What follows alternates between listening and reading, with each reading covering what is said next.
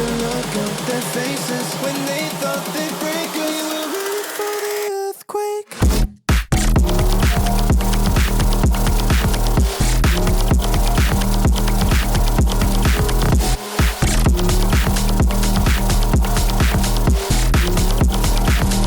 For the earthquake.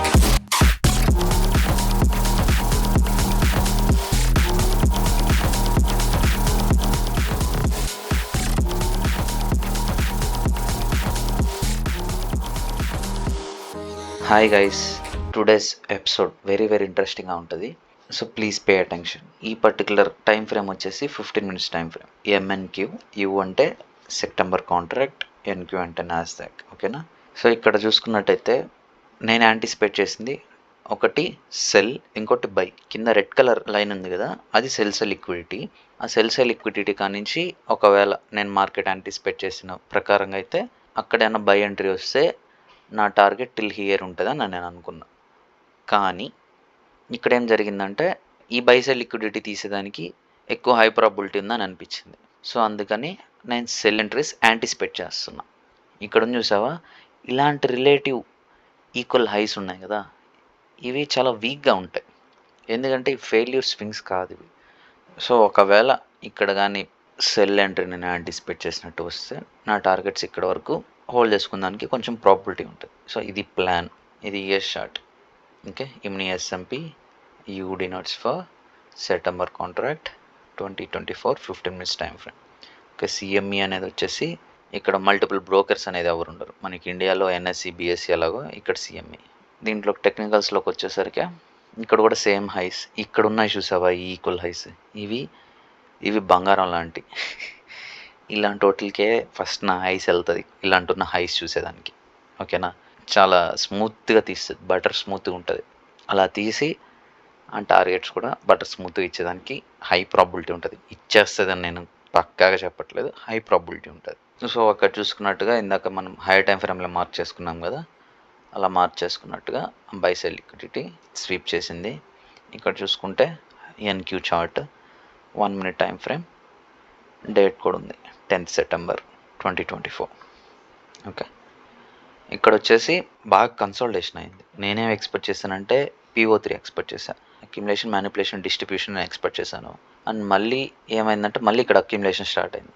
So మళ్ళీ ఇది ఒక లిక్విడిటీ అవుతుంది, ఇది ఒక బై సైడ్ లిక్విడిటీ అవుతుంది. అర్థమైందా? మళ్ళీ ఇక్కడ అక్యుములేషన్ స్టార్ట్ అయింది. కానీ ఇక్కడ జరుగుతున్న మార్కెట్ మూమెంట్ చూసి కొంచెం నాకేంటంటే వెనకడుగు వేయాల్సి వచ్చింది. ఆ రీజన్ కూడా చెప్తా చూడు.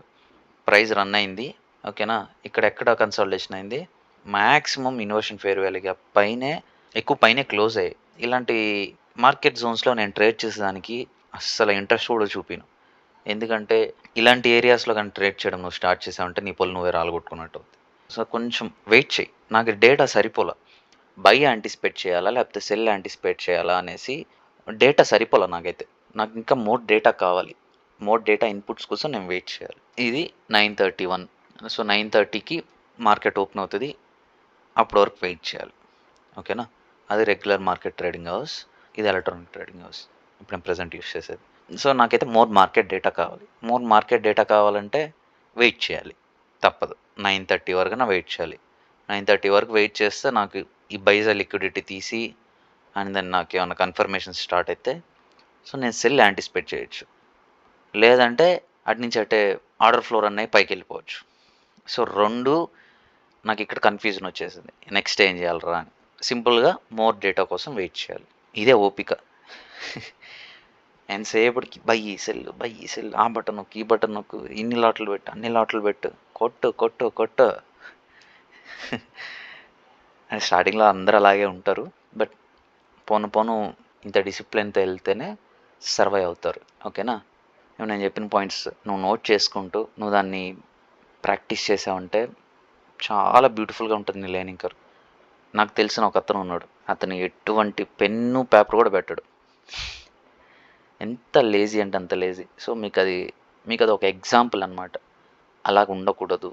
మీరు వర్క్ చేయండి, స్క్రీన్ షాట్స్ తీయండి. స్క్రీన్ షాట్స్ తీసి దాని మీద ఇప్పుడు నేను ఇక్కడ అనోటేషన్స్ అన్నీ గీస్తున్నాను కదా, మీరు కూడా మీ చార్ట్స్లో అనోటేషన్స్ అన్నీ డ్రా చేసేదానికి 300% ట్రై చేయండి.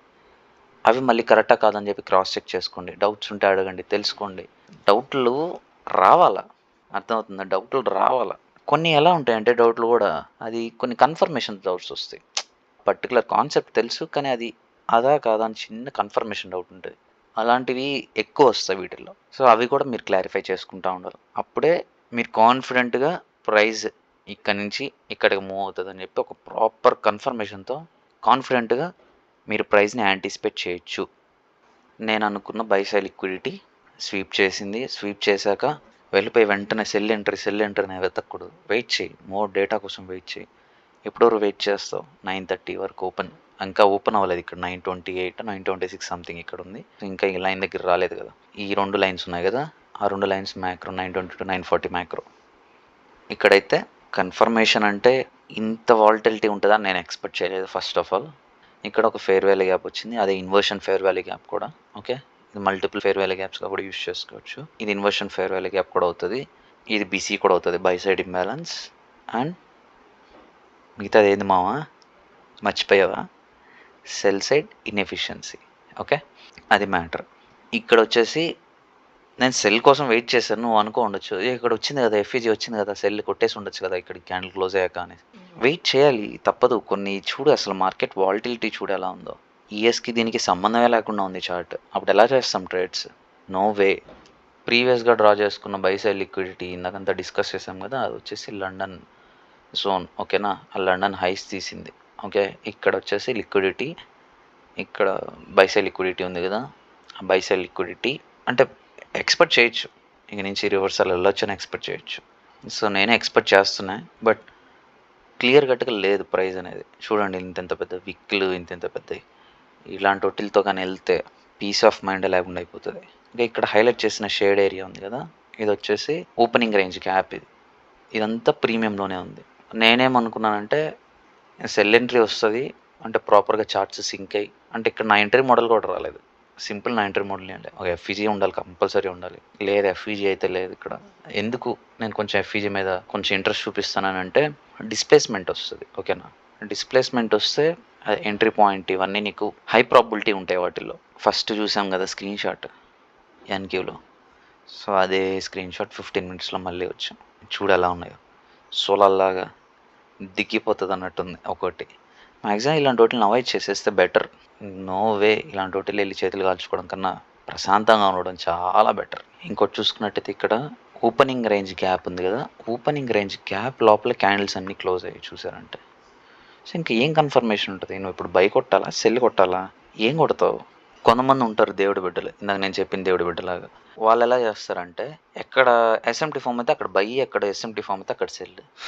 ఇది కాపితే అది, అది కాపితే ఇది, తిప్పి కొడతారనమాట. కొన్ని కన్ఫర్మేషన్స్ ఉంటే నీకు కొంచెం యాడ్ చేసుకొని, మీరు అలా ఉండొద్దు. ఒక ఎస్ఎంటీ వచ్చింది, కింద ఎస్ఎంటీ వచ్చింది, పైన SMT, cell buy sell, mind bheja fry అయిపోతుంది. అలా చేయొద్దు. నీకంటే ఒక ట్రేడ్ సెటప్ ఫామ్ అవుతుంది కదా, నువ్వు దాన్ని స్టిక్ అయ్యండు. ఇక్కడ ముక్తా వచ్చింది ఏడు దాకా, ఇది వచ్చేసి 11:30. ఇక్కడ ఒక చిన్న లైన్ లాగా కనిపిస్తుంది కదా, డాటర్ లైన్స్, అది వచ్చేసి 11:30. ఎప్పుడైనా సరే 11:30 లోపల స్వింగ్స్ ఉంటాయి కదా, ఫస్ట్ స్వింగ్, ఇది ఫస్ట్ స్వింగ్, ఇది ఒక లిక్విడిటీ లాగా కన్సిడర్ చేయొచ్చు. నేనేమనుకున్నానంటే వెళ్ళేసి డైరెక్ట్గా మళ్ళీ ఆ బై సైడ్ లిక్విడిటీ తీసి రివర్స్ వస్తుందేమో, అప్పుడు నేను బై ఎంట్రీ కోసం చూద్దామని అనుకున్నా. సారీ, సెల్ ఎంట్రీ కోసం ప్లాన్ చేయొచ్చు అని అనుకున్నా. కానీ ఇలా జరిగిపోయింది. ఇంకా నాకు చేసే మూడు ఉత్సాహం అని పోయి, ఇంకా ఇప్పుడు నేను సీక్రెట్ చెప్తా, నోట్ చేసుకో. 11:30 లోపల ఫస్ట్ స్వింగ్ ఏదైతే ఫామ్ అవుతుందో, మ్యాక్సిమం ఆ స్వింగ్ని తీసేదానికి మార్కెట్ 99% ట్రై చేస్తుంది. ఆ 1% దేవుడికి ఎరుగు. నోట్ చేసుకున్నావా? Main point the fuck main point. So coming back to the point, అది మ్యాటర్. ఓకేనా, నేనైతే దానికోసం వెయిట్ చేశాను. ఇక్కడ ఈ లిక్విడిటీ తీసి, ఈ లిక్విడిటీకి అన్న ప్రైస్ రన్ అవ్వచ్చు. సో ఇక్కడ వరకు పార్షల్ తీయడమో, లేకపోతే ఇక్కడ వరకు ఫుల్ టార్గెట్ తీసుకోవడమో సంథింగ్ అనుకున్నా, బట్ అది అవ్వాల. ఓకే, ఈరోజు ఎపిసోడ్ అంతే. మరొక ఎపిసోడ్లో మరికొన్ని పాయింట్స్తో కుక్ చేద్దాం. Be safe.